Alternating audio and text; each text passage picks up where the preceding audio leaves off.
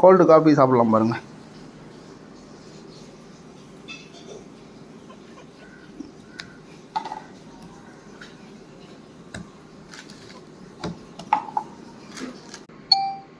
Sugar free powder எடுத்தா ஒரு 2 spoon போட்டுக்கலாம். சுகர் ஃப்ரீ பவுடர், அப்போ தான் அந்த காஃபி டேஸ்ட் இருக்குங்க. கோல்டு காஃபி பாருங்கள், சுகர் ஃப்ரீ பவுடர். அப்புறம் என்ன பண்ணணும், அதில் இந்த சன்ரைஸ் இருக்குது பாருங்கள், சும்மா கொஞ்சம் ஒரு ஸ்பூன் கொட்டிக்கோங்க போதும். வேணா டேஸ்ட்டுக்கு மறுபடியும் ஆட் பண்ணிக்கலாம், ரொம்ப கொட்டிடாதீங்க. அடுத்தது இந்த மில்க்கு நெஸ்லே மில்க்.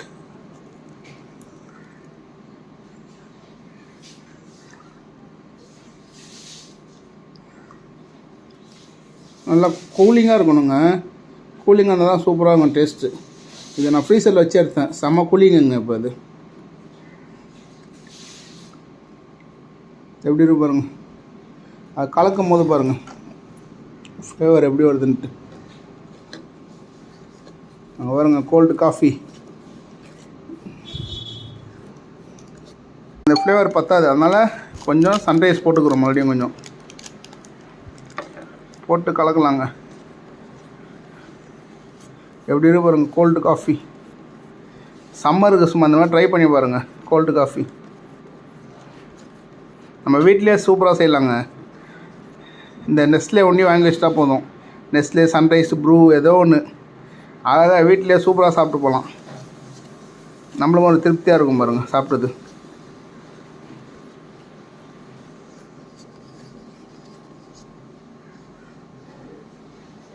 எவ்வளோ சூப்பராக இருக்குது பாருங்கள், பார்க்க ஆசையாக இல்லை?